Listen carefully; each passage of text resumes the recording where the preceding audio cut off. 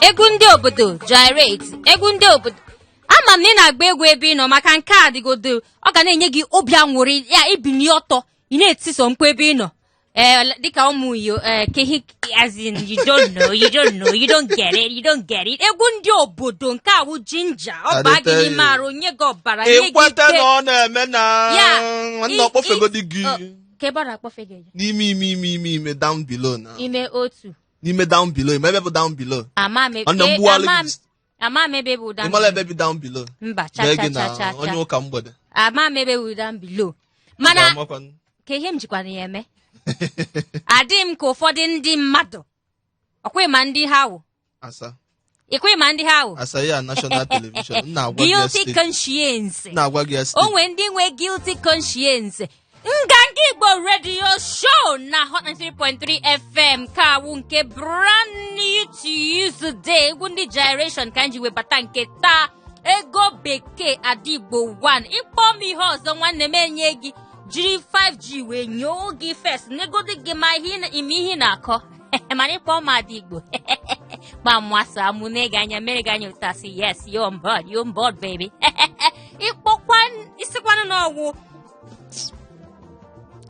ịmago n'ihe m chọrọ ikwu ụwa Chineke ụwa atọgbuo onwe ya kekwana ihe ọzọ na nwekwa spare part ọkwa just ofu nje mgbe iji wee chọpụta ofu nje a mgbe iji wee mara ọbụla ọrụ na ya na ngwa mee ka ndị obodo mata na ịbatago n'ọgbọ adịteyo nna ụmụ iyo ibe m nwanne ebe ọbụla ị nọ wee na-ewechala ife ọma mụnwa na-ekwunyeli kakao mpa nwanne ngwa mekalịsị hoha mụnwa na-agwa gị steady na nwanne m kpọọ gị ngwa gị ị ga-aka amụda nke m ntị ada agba speed here adịteyo nwanne nwunye etinyego alụ n'ime ogbe bezdo n'onu si adịlụ mụ na gị na-abụ nwanne ebe ọbụla ị nọ ị na-alabi n'idumọta ị nọ Mandelas ị nọ Ladikpọ nwanne gbado anya ị na-emekarịsị wee na-asị gị nnọọ na ya batago ka anyị si eme na nganga Igbo radio show na Hot 93.3 FM ebe ahụ anyị na-anọ wee na-enye gị obi ụtọ na ahụ ebe ahụ mụ na gị na-anọ wee na-ewechala ya baya si idebe anyị mana nke taa anyị dị atọ n'ime studio nke ikpeazụ ọwụọ naanị ego bekee na wiyi oke ga na-anụ unu ha nke taa anyị nwe onye si na wilderness wee tụdata o si na wilderness mana ịjụọ mmasị na wilderness ndị shai bọbọ mana wiyi nwoke ma amakwa mma o n'enu pink lips nke awụ natural pink lips ọ na-akwa amụ gee ntị ka m gwa gị ọ na-afọ ọmụcha serious nee ka m gwa gị na mbido biko ofu ihe ka m chọọ ka ị meelụ meaning what biko were nwayọ buru ụzọ na-eme m anya buru ụzọ na-ene m anya onwe ihe dị ka m na-ebu ụzọ ene gị anya na-agọnarị m kịta before nkọ ọkwa ebe a ka anyị na-anọ anyị na ebe a ụmụ asaa na-akpọcha gị gaa so ị na-adịcha jealous before nkọ mmadụ so onye ka iji wee na-agba mbọ na ndị ọbịa niile anyị enwe ya bụ ụmụ nwoke ọbịa ọmalịcha nwoke na ebe a gbasa ofe ụtụtụ first hot nekwa ụdị anya o nere m oke bụ kpọkịrịkpọ bịa nwoke ma ngwa get close to the microphone ọsịsọ maka ama m ka o si enye gị ngwa kụzie gị ihe wa aha gị maka o nwere ụdịrị anyị nere m like babe be coming down pajos na observe go na memure maka ihe ofugo na ofugo nwa donye na nwa bụ everything na from head to toe na isi na-adazi enu na-agbarata na-adazi nnukwu nwa ekwetegodi na ọ na-eme na ngwa gwazie anyị aha gị nwoke ọba ọkwa ịfụrụ ọ bago ndị gị n'ọbala ihe niile maka gị nwawo nwa ụmụasa ị ga-emegide ihe a gị fụ ụmụ okolo dị ka gị kpọọ ụmụasa imagine agụ gaa n'ilu nwoke ọma gaa n'ilu jari afọ m bụ Oku Samuel, creative director of Precious Photography. Okwefugo. Hell, Precious Photography. Obere oge na mụ etinye. Ọ na-asụcha bekee. Precious Photography. Ọ na-akwa asụ ka ụmụ iyo. Ama m ebe problem m dị. Problem m nọ wee bido bụ na primary school nga. Okwefu dictionary ahụ chọrọ ide. Primary school nga na Ọnịcha, ọwa ọkụlụ. Onye a. onye a onye ma ga-eme dị ihe niile ọ ga-enyocha dị No, dictionary afụgo m ya tupu gị eme edecha ya ya. na-akpọ auditing. Ngwa fresh shots ọkwa ya na-ekwu n'okwu na ị ga na-ekwe n'isi a national television na-ekwu okwu ndị oge ga-ekwu okwu ka anyị mee ihe onwe ka anyị si eme program anyị nke izizi nke mbụ ihe anyị kpọga ya wụ ka ewe si na anyị na-aba ka ewe ugbu a anyị ba ka ewe ugbu a anyị kwuchie ihe dị na ka ewe anya batazie n'isiokwu anyị taa nwiyo Nke ikpeazụ nke mbụ anyị ga-ekwu maka ya taa bụ na bubum nọkọta ma agbapelu ifi mo ma agbapekwala gị ifi mo abụ m nwaadị Igbo ebe nwaadị Igbo na-achọzi onye isi anyị onye isi anyị bịa na-akụzi gị na onye isi anyị na-abịa na-akụzi gị nsogbu adịrọ na TV ka mma agbapelu na 42 inches nchọ ịta azụ ma taa ka ebu ibu nwekwa akwa n'ime ya 42 inches ka m ga-agbapelu so now ọ sigo na ndị Igbo anyị nọ na Lagos na ha na-eme ọfụma ya onye ga anyị taịtụ si na anyị wụ ka ihe mma kpọzi ya na ọ sị na anyị bụ partners ya mba achọghị m isi ya na bekee ịma ịchọ inye mmadụ taịtụ na ala Igbo ya si ya odogwu one of ala Igbo one of nke ọzọ wata that kind thing. Well asa mụ afụgo gị na amalụ angụl ị na-agba based on ihe onye isi anyị ọga ndị ọga inekene nwoke na efu na nwoke na-akwụgode mma na o yirigodo up and down nwanne ma na ọbụlụgodi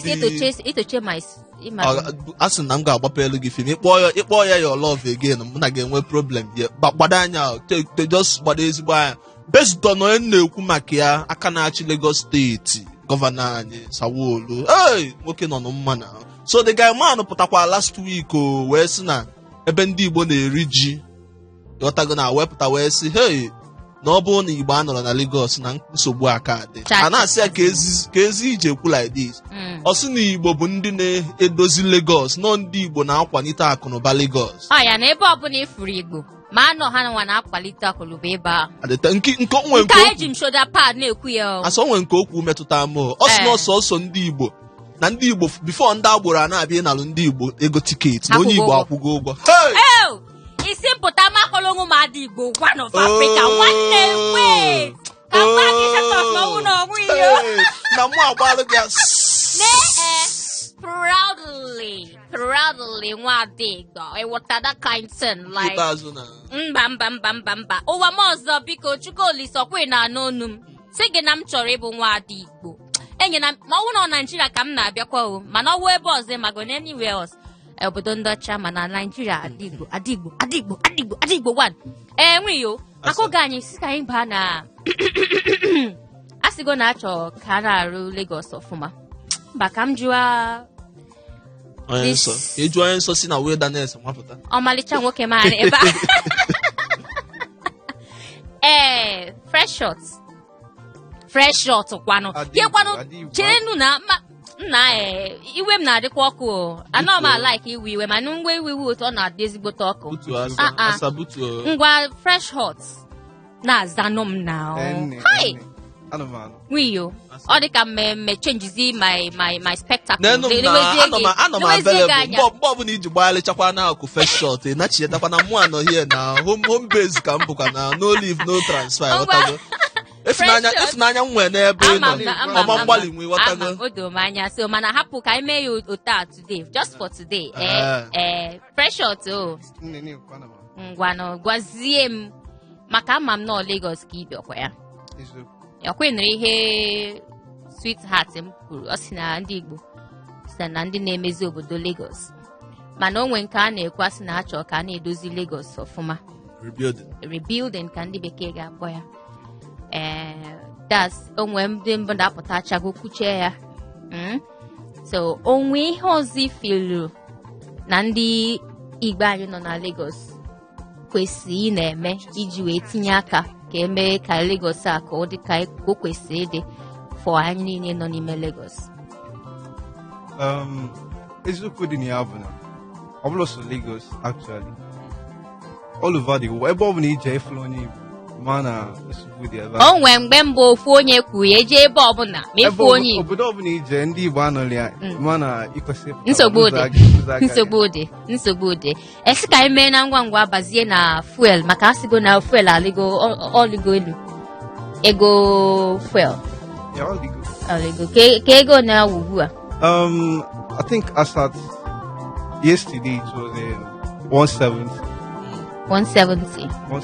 ka o si emetụ gị ọ metụ onye ọbụla bọọdụ so ngwa ka m jizie nwe iyo ngwa nwe iyo ihe nwoke ma kwuru onwe ndị lebe apụtago okwu okwu minista apụtago okwu okwu ka anyị gwe na nkenke ihe ha na-abụ kwuru na asị ma na ọ nwere ya abụọ na-eme n'obodo na mmadụ nnọdụ na-asị ka ife na-emezi ka ezie na direct movie a na-eme na Nigeria maka na Nigeria dị ụlọ onwe ka movie ọ mkpọ gị ngwa location ebe a na-eme the premiere Chineke oyibo adapụkwa m n'ọnụ ọzọ mana asa based on ihe gbasara fuel mụ a ga-asị gị na nke anụnwa bụ Nollywood mkpabụlọ Nollywood or Hollywood standard ihe na-akọ ugbu a wụ na Hollywood kacha Nollywood asọm na ọ kacha ya nwetago na mana ịbịa based on na-ebịa na Nollywood ka mbịa ka m kọwalụ gị ihe dị iche based on na-ebịa na Nollywood now mmadụ nwere ike ịnwụcha ọchị cross main road with white oyikwa ọ na-ene anya maka moto ọzọ ịpịagbuke nke a bụ Nollywood standard mana Hollywood ema mfu ebe a so ijirizi aka gị kwuo nke ka mma so but based on ihe ikwu na gbasara fuel increase na pump price na nwa jos na observe ya wetago na based on na minister Ogatimi Presilva odogbu Niger Delta ezigbote onye obodo ọ bago YouTube na mba ka ọ bata na nganga Igbo radio mgbe mụ na ya na-alụ na asị m ya nna ya na ọ nwekwa ebe ndị obodo ibe gị na ịghọtago na based on itinyekwa alụ ya ka ịgwa ya ka o si mana mụ jos na observe the man ịghọtago ọ pụta yesterday wee sị nna n'ihe mezi fuel ji wee tinye ego na n'ọtụtụ ihe butekwala ya mana o nwere nke o kwuru okwu na-asị gaimanụ nke a dịkwu na script enye gị ka ị art ya chekgodi ya asa na whatever nna aga na the gaiman pụta wee sị na fuel increase anụ bụ maka ihe na-emetụta ya maka na a na-agba mbọ iweta vaccine eji wee chụ COVID-19 ọkwa ifu na fuel na COVID na a na-alụkọ anya ka ị ga-eche na ozugbo o kwuru ya nsị mba na nwoke anụnwa ọ kwesị ka ọ na-edene script ya ọfụma mana asa na ya ka m gwa based on ịnọdụ anyị ọfụma bupụta your thinking faculty oyibo ọzọ adapụtakwa ya ka m bupụta ya n'ime ụbụrụ m na ibupụta your thinking faculty neba anya n'ihe that man na-ekwu na based on nọọsụ na n'ihe fuelu ji gala ọnụ na-abụ na a na-agba mbọ iwepụta ọgwụ COVID-19 icheke ya ọfụma efu that na Nigeria anyị na-eyuzu kandụl fresh hot ngwa ọkwa ịnụrụ ihe minista kwuru COVID na fuel dịka na-alụkọ ọkwa ịnụrụ ka nwunye o si tinye ya ngwa tinyezie ọnụ gị ka anyị maa ihe iche maka ya ihe na-eme na kọntrị abụrụ ihe isi ewuche ichebe ihe a na-akọla ya everyday na kọntrị mana isi ga-agbaka gị ihe dị ebe a bụ onye ọbụla ya gbado anya n'ihe ọ na-eme okwuche na gọọmenti anya ọ bụrụ m ga-ekwu nke a ọgwụgwa ga-ekwu ya mana iso n'ọkwa na Naịjirịa anya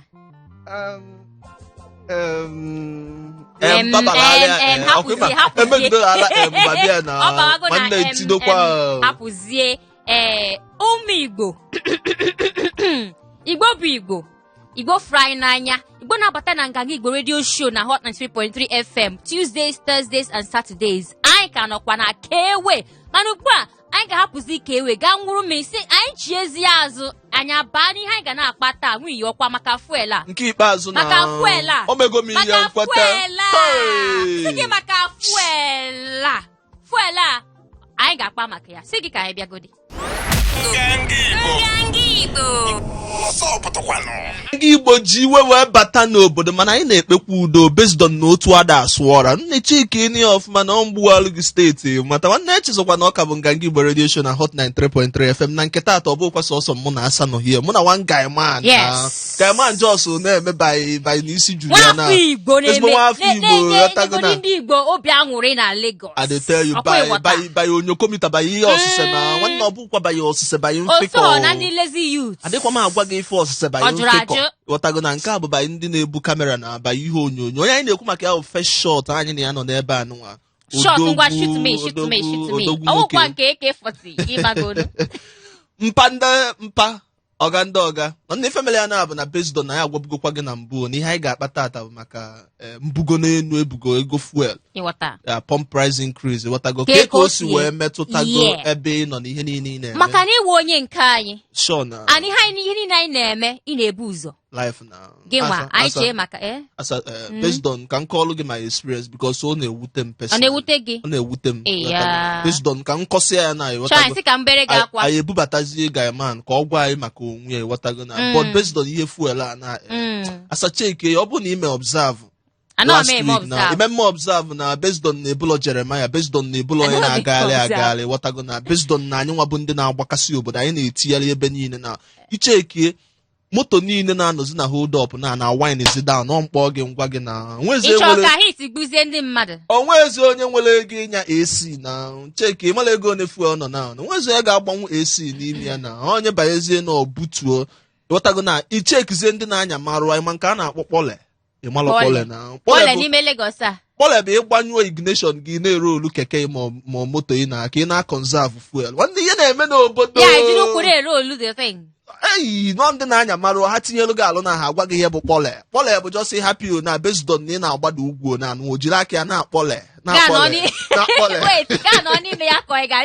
ị ga-anọ n'ime ya na na-azọzi brek na-eme ya ị na-amụ ya adịta iwu na obodo kpọrọ akpọ na ndị nọkwu n'ime ebụrụ chemchem ndị ọkada kwanụ ka ị ga-aga-esi ime nke ọkpọlekwa nema abụrụ m eru sefti ọ nwụda ka isi ajụzi maka ndị ọkada mgbe ihe ajụkwu m maka ụmụaka na-anya baisikụl no o yelu level ahụ obodo ga-ejikwo maka ndị ma ndị ji ụkwụ ka ha si emetọ ọkpọrọ nke ha biko nga nke Igbo Radio Show na 93.3 FM ka anyị jigodo onye anyị na ya nọ ebe a some things o kwesịrị ka anyị jụọ ya ngwa mpa based on first shot ọtago na nwoke bugodi donye nwoke bụ kpọrịkpọ na anyị chọgodi na aka ịgwa anyị maka onwe gị ọtago just gwa anyị onye bụ na ebe ịbụ maka anyị ma na ịbụ onye Igbo ezigbo aha gị ọ bụ maka nke ụmụ pinọpinọ anyị ma na anyị nwe ụmụ pinọpinọ na observe ọtago na ha amago na ịbụ first shot but hapụ onye a na pinọpinọ chọọ okwu pinọpinọ ọ dị ya ka gị nwa ihe niile na ka ọ gwa anyị afa mpịa na mmịa abalị ịghọtago na achọghị m afa ndị Instagram balị ya wefu ka o si amụ ọ na-amụ amụ na-emecha aka gwazie anyị aha gị ebe anyị daalụkwanụ ezigbo afọ m bụ thank God Oko Samuel Ifesochukwu abụ m onye Enugu steeti na Nkano ndị Nkano ụmụnne ya unu anụgokwa ndị nke unu abatago onye nke unu abatago first ma jụọ gị ka isi malite ọla ihe ibu n'uche kamgbe ịbụ obere nwa ka imechesi ọla dị ka mmakwanụ nke a ka m emezi ka isi baa n'ime ọla photography art in general bụ ihe m bu n'obi right from when I was a child. So normally the Nigerian everybody has to go to school either to study medicine or law or ihe ọbụla ya ka ejide godo akwụkwọ ahụ n'aka. I want to be a doctor. Icheta mgbe mgbe obere nwa ihe m chọrọ iwu erika o so naanị m chọrọ iwu ihe m lụrụ ugbu a so naanị m chọrọ iwu lọya so naanị m chọrọ iwu dọkịta injinia o doro m anya ihe na-ekwu iwu ọkwa ibigo na nekwa akpa ka agaghị ka o bu isi gị first biko gaa n'iru So I got admission in Nnamdi Azikiwe University, Oka. And I studied business administration. Don't know what we enjoy go, man. I'm go. Jam did not this. When you have cut off mark, what is it? Jam na Nigeria bụ achọrọ m ego ha mana jam ga-asị gị ọ ga na ihe kwesịrị. Taa ka o si mee na nke gị first. Oh yeah man. Okay, ngwa ka afọ ịbazi n'ime photography. Yeah. My photography name was first shot. Cover. No, the year. It was like on my final year. Now my final year, I was like, okay, okay, I'm almost done with the school now. This photography thing is like something I've always had. Okwi me here first mega. I'm uche m dị na ọjọọ so na match trafficator ya. Tom na trafficator. Mana iyi ọ ga-ada. Ọkụ foto atọ onwelo pino ya observe oge ho ha. Honestly, you know, in my first year in school, I was in. Get back!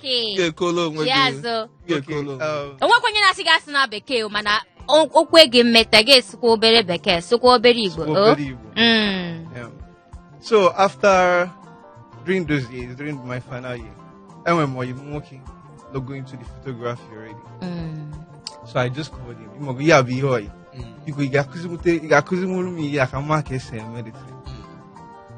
As my friend over charged him too much money. So that was like 270.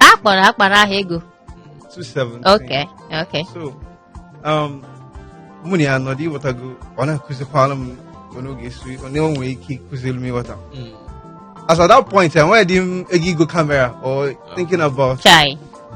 The thing was I needed to learn this actually because I know that look at here ever baby chem the body now they start or getting so not like now I wasn't that brilliant too. Like my result is actually no I'm now what I go about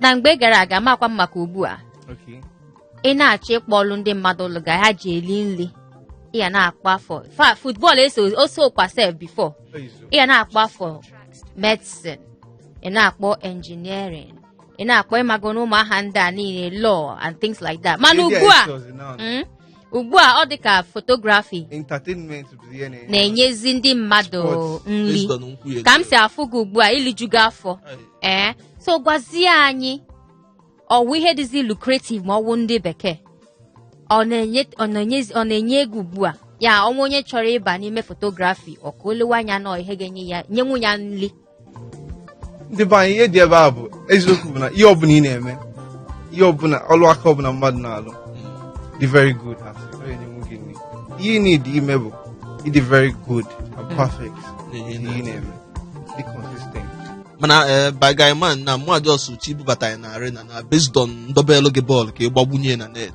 wụtago na afụgo gị na afụ onye isi eme malụ na onye isugodi nọdụ na ọ bụla ego ị na-anụ ụmụ nwoke for coverage ka ị ga na-anụ ụmụ nwaanyị wụtago na wee sizie ka m jụọ gị ya based on na m achọrọ ịdị straight forward based on na ndị straight forward na ọ dịzie ka ma na-achịpụta gị okwu n'ezi na ka ihe na-abụ icheta onye anụnwa onye gị inspiration onye ya esi wee senya bụ foto.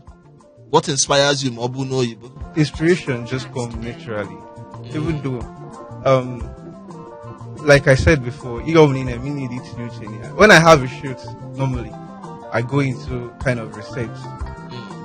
I prepare myself before a shoot. I don't just come out and carry a camera and start shooting.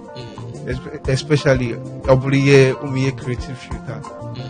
You need to study some kind of things. You need to look out for some kind of thing. Prepare your mind and everything for the shoot. So that's why when you see me, Ismail can go too much. Chere. Love you, Bukali go. It is serious. Double love, Bugi too, and the one is happy. Chema gwagi nke wezoku okwema obi na-adị m ezigbo nnọọ mma chee na ị ga-ahụ ka m kwuche nke mkpọrịkwu obi na-adị m ezigbo nnọọ mma maka Nganga Igbo radio show menye gị one out of the many reasons Nganga Igbo radio show that show na-ejikọta ndị Igbo niile ma ị ma asụ ma ị ma ha asụ bata n'ime Nganga Igbo na ebe awụ nke gị now ihe m ji na-ama mmụ a niile ewu na-agwago m nwoke ọma n'ebe asị ya mere m ofu ihe biko ịsụta obere oyibo ga-asụta obere Igbo ka ndị na-egekwa n'anyị ntị mana ihe Igbo ka anyị mega ebe a mana ọ jụrụ ajụ ama m na ọ jụrụ akwụkwọ o iberi ihe niile na sipri onwe nke ekwe m anụ anọ m anụ no ka m gbuala iko o si dị o based on na mụ emegokwa my own interior research oyibo ọzọ apụta interior research based on na mụ emego observe o ife ụga ma na anọ here onye a bụ kpako onye aja ọsụ si na village to hapụ ya ọ na That means no. Onwe nkwa kpako tukpako. Ihe fụlọ na-eme ebe a just sigodo onye a na 10 million naira isuo Igbo for 1 hour. Onye anyị na-afụ ya afụ na-ekpo Igbo. Onye echeru ka mbugodo ozu menye gị 10 million. Ọ na-ekpolu Igbo ekpolu. Mana 10 million m na-enye ya wụkwa maka ka ọ bịa sụ Igbo. Ke m na-enye ya ka ọ bịa segodo foto maka ihe ọlụga. Na pre-wedding picture. Ịghọta that kind thing. Ọ na-eme ya na free now maka anyị na-abụ na. Yes, na ọ that kind level. Na-ekwe ọ jụrụ ajụ. First, biko lastly, tupu anyị enyezie ndị nke anyị ohere ka abata n'ihe anyị na-eme ke maka anụrụ m na gị na Kuba na-arụgo because o nwere ndị be anyị na-anaghị anụ maka first shot ka amakwanụ nke ndị gị na-arụgo ọrụ dịka ndị isego foto ha before nwee ike akpọ ha na celebrities and nke anyị ga obi aṅụrị mgbe gị na-alụcha ọla ofu n'ime ha ma ọ abụọ ma atọ. Give us names. Okay, ndị be anyị mebenata aka n'isu oke oyibo. Daalụ sọ. Mmechita ịchọba ka akaụntụ ba ka agụba ọnụ ndị nsego foto ọka nkụ. Okay. But the main thing isiokwu dị ebe a maka ọ na-amasịta gị. Na-aga n'iru just na-etinye obere Igbo. Go see it anyhow. I'm an official photographer to Cubana Group. Okay. And a lot of other big companies like Avtex Food Equipment Company. Akpọzi n'ọzọ maka imewezie nke anyị ga-akwụta ụgwọ 10 million ahụ nwe ihe o kwuru na mbụ ọ gị nwa ga-enyezi anyị nke ahụ nke mgbe ị kpọrọ adịghị anyị oke daalụ mana ke m jụrụ gị onwe gị onye gị na ya lụrụ nyere gị obi aṅụrị ndị niile mụ na ha na-alụkọ na-enye m obi aṅụrị. N'ịnụ ala atịgbaga m nke ka obi emensi dị gị aṅụrị cheki ya na mkpọ gịkwa besdon n'onye gaiman si nọdụkwa ihe nwa mmagodi na mmiri ọṅụṅụ ma dịgo shọ taa mmiri ka ị nwụzi eche m ma ọbịa ka ị na-aṅụ mụ a na-aṅụ mmiri chefugo mmiri ọnwa na-agba na green bottle ọnya ka nna ihe nna amị ya bụ gwogwo ke m white bottle white ibute tank butere m ya n'ụwahala I like mmiri Hot 93.3 FM ka awụ nke Igbo radio show nke anyị nọzi n'ime ya awụ segment akpọga ihe bụ na ihe na-eme na obodo achọka itinye ọnụ n'ime ya nke anyị na-ekwu maka ya taa awụ pump price ka o si tinye ego maka nke a asụgo na COVID-19 na ihe eji alụ ya na o metụrụ fuel onions ha na-agba generator after ime COVID-19 vaccine eji generate fuel eme ya ndị chọrọ ire maybe onions ji fuel ere onion ihe bụ na anyị na-eme ugbu a na Lagos ejizi fuel eme ya gị nwa nọkwa ebe ị nọ nwee ka ọ na-emetụkwa gị ị na-alaba ị na-Ikeja ebe ọbụla ị nọ ka fuel a si emetụ gị ọhịa anyị na-achọ taa anyị nwekwa onye nọ ebe a gị na-achọkwa ikwu gị ekenekwa onye enyi anyị na ya nọ ebe a tinyekwara ya ọnụ ehihie ọma nwoke ọma ehihie ọma ka ebe isi akpa anyị na aha gị isi Chimamkpa ka ebe Chimamkpa si akpa anyị Ikorodu okay ngwa Chimamkpa isi mma ọzọ mụ na gị eme ihe dị very very strong Chimamkpa mpa butuo ịgbabago speed itinyezikwara ya bebi ọbụla ọsọ bebi tinye oyo oh god okay ma bịa relax ya maka nke anyị kpọrọ m ọtọ m different ka fuel price a si emetụ gị mba nọmba 1 gụdị anyị agwụ nwa eziokwu anyị chanọlụgoro anyị sef na-eli ụtago anyị amụghị na-eli kanalị na onye na-eli ọfụma ụtago ndị a sef nkizi fana oligoro anyị from day one anyị amadị onye anyị dị sef anyị amadị ihe na-eme anyị sef nke mmadụ afọ nke bụbu ọkịbụ isi anyị nwere ise na afọ mọbụ na ndị Igbo afta bụ azụ anyị nwe ndị mmadụ apụkwa mọwụ nke ahụ mana wepụtagoro ofu onye jos ka anyị megoro ife ka ndị akwụkwọ na anyị depend on them ka anyị niile ọkafanye anyị ife anyị na-ayọ afọ ayọ anyị ejigoro aka anyị wepụta ego nke anyị n'ọrụ asị nke fafugodi anyị ka famụkwa na anyị dị egwu egwu ihe nke bụ isi anyị nwekwara enwe anyị kwabụ na anyị na-ewepụtakwa ihe dị otu a anyị jos ya dị izizi ịlụta ụlọ chọta mechin eji na-arụ ihe a ka anyị na na-eyuzi afọ mgbe efugodi gị mana Minister of Commerce and Industry ka ị ga-emenwu isi adị m mma brother. Hey, Oscar isi adịghị ya mma. Ka bụ senior officer na Wilderness mpa nwayọ ọkwa National Television. Mba, ọkwanye gbasara na mmadụ. Ịchọba ya gbana Wilderness, ya gbata ngwa Wilderness, o izuru ka ọ dị. Ngwa butuo ozi ekenezi onye anyị na-anọ n'ime studio. Oh. Brother, was not stream shot or turn shot. Bano. Hey! First shot. Biko go kubane malo. No, Mbuli, brother. You pass that. You do go all right. First, we no kuna ọ na-ekwunyere gị na. Ekenekwa gị nna m. Nna brother ekene gị n'ọlọ ọfụma ya adịsịla anyị mma biko jos ihe ọbụla na-eme jos mesibi ya ka ekwekwana ka ndị a tinye gị alụ azịna ike ikpeazụ. Chetabe ife gị ekwekwana ka ndị a sị na fuel fed wee lụọ nka nlụọ factory. Ife ọbụla ịchọ mebele onwe gị gbasị ndị a nkịtị fa na Live na n'ụlọ onwe gị mma. N'ụlọ onwe gị mma mpa. Since independence. Hello? Hey, sorry. 08182426591. 08182426591. Wakara ekwentị anyị. Sị gị na anyị kpaga maka fuel. Ka o si emetụ anyị. So n'ihe anyị na-ekwu maka ya taa. Anaghị nwekwa ezigbo nwoke Igbo n'ebe a. First shots. Ihe ọma. Mbanụ. Nke a wasị. 08182426591 08182426591 akara ekwentị anyị nọkwa na WhatsApp ọkwa ya Live now. ịchọkwa nweta anyị na WhatsApp ị ga-enwetakwa anyị ihe ọma hi olu onye a nwunyo biko nyegodi m ga-ema na na-esi alaba akpọ mpaka ewe na onye obodo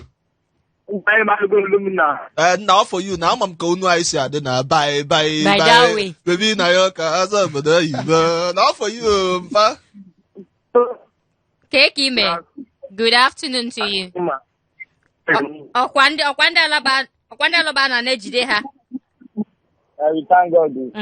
ke ka afọ esi emetụ unu na alaba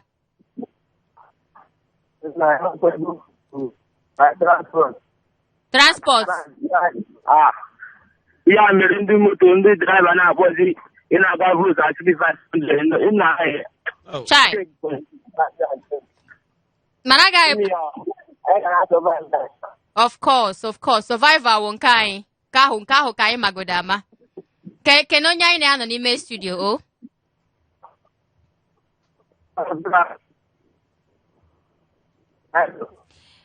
netwọk ga-adị okay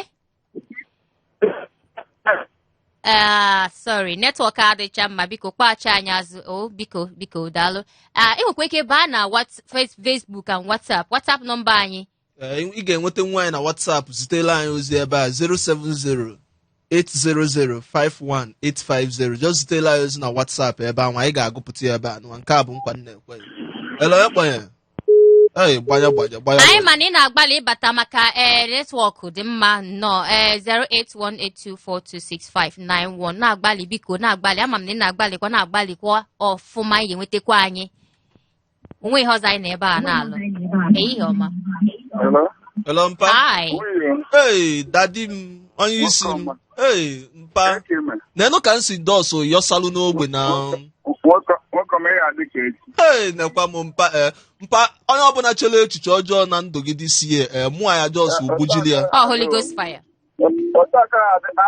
Ada Igbo gburugburu ka esi ime. One and only Adimma Udodi. Ada Ọma. Nenu mo, just take a look. Enyi ada ọzọ ụka kanta sito. Imagine ya ke NAFDAC number gede. Of course. Sikam juagi ke ka fuele ase metu gi biko. Achom. Abụọ obere kama na obi dị mma na ọbụrụ ọsọ anya nwana na obodo a. Ịma na oge na-eme ihe ndọrọndọrọ enwe ndị isi ha na-eme kpakakpakakpaka ha ma abata na steshọn ha prezidenti ya apa ha agbanye ha fuelu free. So ọbọdụ sọsọ fuel bụ ihe bụ nsogbu na ya nwere nsogbu ka nkụbọdụ akwa na mmadụ nwere chọkọzava iwere obi gị tinye n'ihe gbanyere Naijiria nna ha amaghị abụọ nọkwa nwanne gbalịa ozugbo na injin akụọ final ya agbanwe Chikamankwe Chukwu nna ada ahapụ onye okere nna nna Jehova ahapụ onye okere ise ahapụ anyị ha sibere na anyị ere 500 ọbọchị dị n'eluigwe ga na-arụpụtara ụmụ ya ise anyị na-aṅụ okolo na-eme Igbo mma nọkwa n'ime studio Nwokolo na-eme Igbo mma na-eme Igbo ka isi na-eke Igbo nọ n'ime studio ekene m gị nwanna udo dịrị go daalụkwa ejisike nwoke ọma daalụrụ nne oge dị m n'ọmma bikos akwụkwọ nsọ si n'ihe ọbụla mmadụ na-eme na o mesie ya ike na ya ọ bụ Chukwu ya agọzi ihe nke anyị mechara aka so ihe dịrị anyị bụ ka mmadụ chọọ ofu ihe jide aka emerekwa na gọọmenti ka gọọmenti bịanyere ọrụ ịpụta na school ị na-aga school just like what you said ma ị nọ na school mụta ihe na ya ọdọrọ atọ nchara ị na-anụ so ọ dị mma n'obi ihe taa otu ị na-agụkwa akwụkwọ na-agụ ABCD na-agụ otu esi asụ oyibo ụgbọala ihe iji ka o nwere ihe iji n'aka mpa biko gwazie ya ikpechego ekpele ikwesị ka ikpere ya gwazie ya ọ si wezie ndị Igbo ka ọ na-ese ya free of charge maka ọnwụ Igbo ka ọ wụ mgbe ọ na-asụ Igbo ịma na ọ nọ na redio ịghọta o nwere ike asị m ọ na-ese foto ọ na-ese onye Igbo foto ọ ghọta na onye awa onye Igbo mkpakọkwala ụmụasa efula ya na mpa endorse go ụmụasa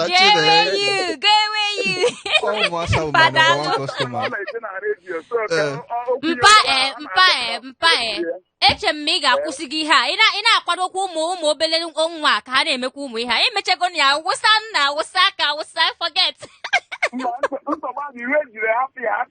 ọya daalụ sọ daalụ daddy monsa daddy up and down mpa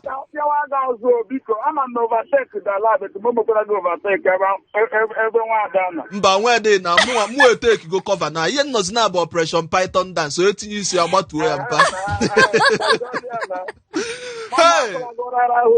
onye isi udo dị mpa daalụ nna nọdụ mma daalụ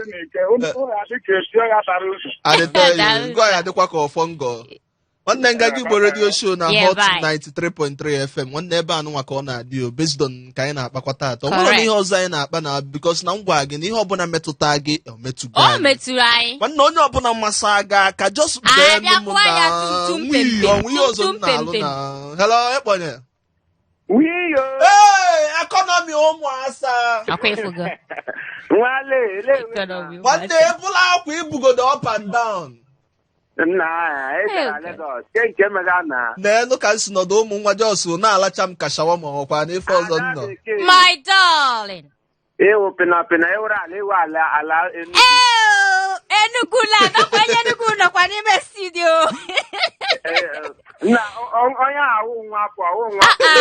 hapụ ọwụ nwa afọ mana ndị a na-asị my mama said begogokwa m họ nọ Chineke ọkwa ifugo ya sọsọ m bugodi wholesale n'isi onwe m mpa utu ejari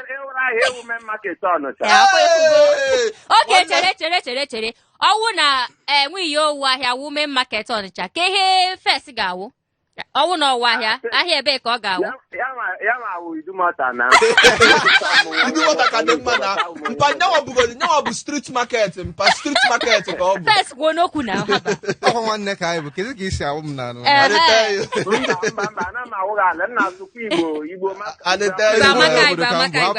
ezigbo onye obodo ka m bụ Wunyele ya biko. Daddy. Ndị obodo Naịjirịa egbuela anyị o. Na ndị ajọ so na-akpọ fem everyday ha agbapụ fim ọfụ. Ọ dịra izi. Ka fuel si emetụ gị. Nna, o siri ike. Nke akpọrọ akpọ. Ka ihe o mere gị ka afọ tell us gwana anyị. Ihe a na-ekwu zinwe ma na ọkwa na mma ihe na-agbazi moto na ịgbadatazie ị na-agba ezigbo esi o Nya kpọle na by kpọle. Okay, na-eme kpọle. Ọ kakwa mma anyị ga-aga goro bicycle ahụ n'ukwuru, anyị ga-egoro igwe na-agbazi. Oh, okay. Nke ahụ ga-aka dị fast ọkwa ya? Ọ ga-adị fast, breeze ụtọ na-awụsa anyị nọ. Hey, daddy. Na ewuru moto mee ihe ewu. Kpọle. Ngabụkọ kpọle. Ị ga-ala dịkpọ, ị ga-ahụ ya. Ebe a na-achịkọta ihe ife na nna ibunyego m steeti nwanne ma ọ niile nọzi na mụ achọbụ m ibunye gị by Tiger by 1500 mana mụ ewelite gị ya na 2900 ka nna agbanyela na ngwa ụlọ sound ya tutututututututu nwanne nọdụ mma mpa. Ada bekee. My dear. Don't worry, emechi ga-alọta ala Igbo di ya lụrụ gị.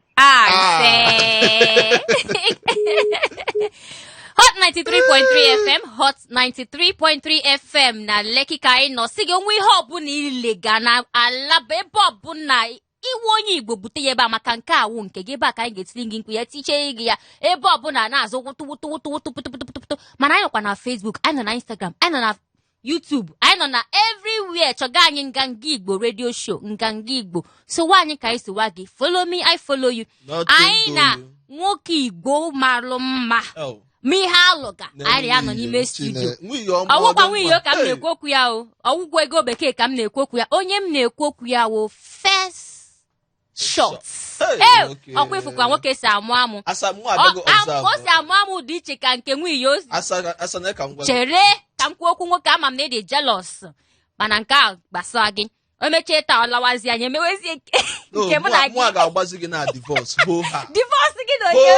Ọgọ nwa ebe ije ga. This is we die here. Ihe ọma. Mbanụ ị gaghị eme otu ahụ ka ebe ije ga.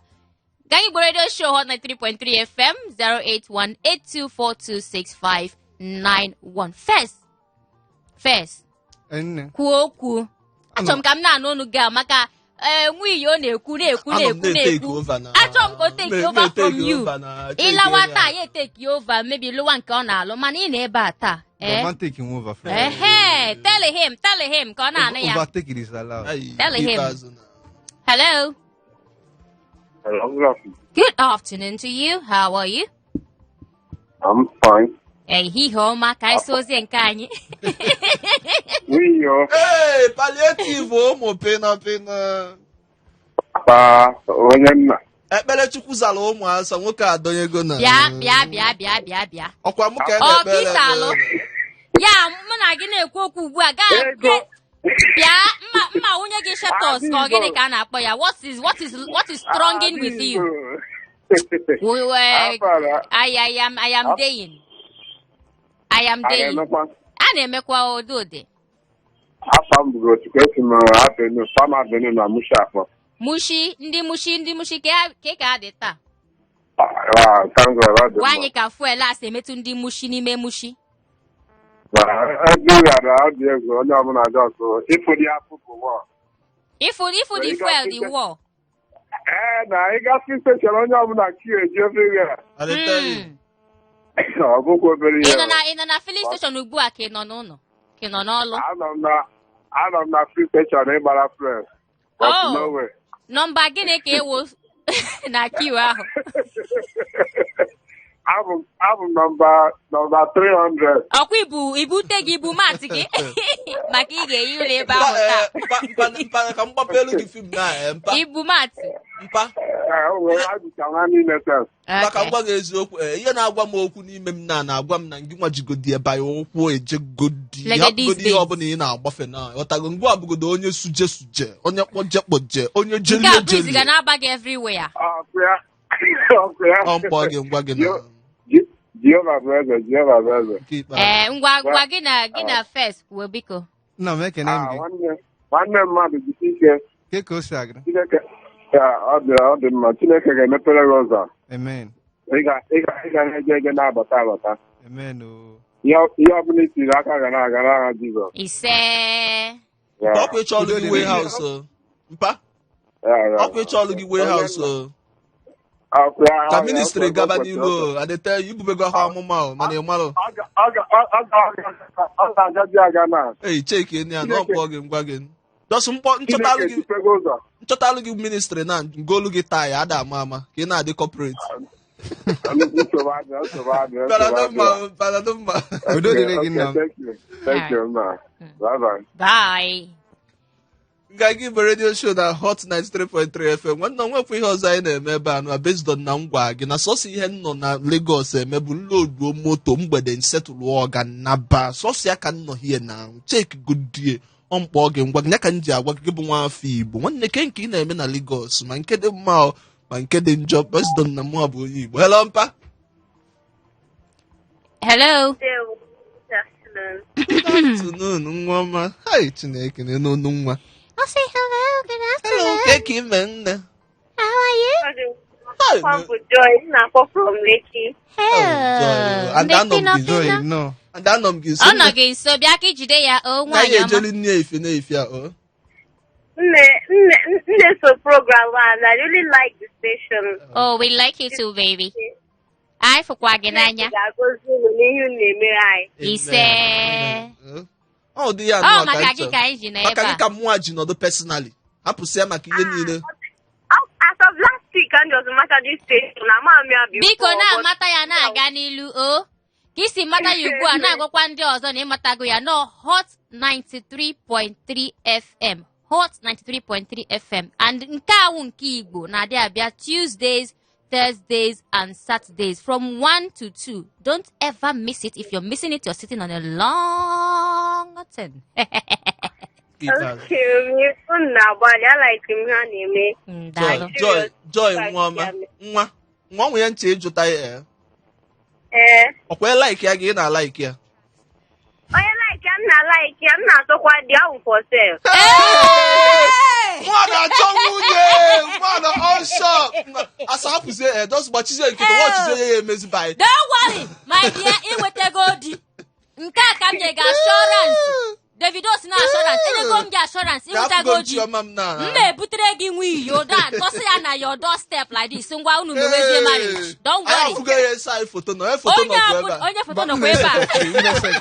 Us no your sai for free. Nwa ga for free. So far no nwi yo. Enyela onwe gị nsogbu o nwaanyị ọma. Na mgbana dumba o. Daalụ o. Inwete godi. Nwi yo. Asaka ezi ijezi.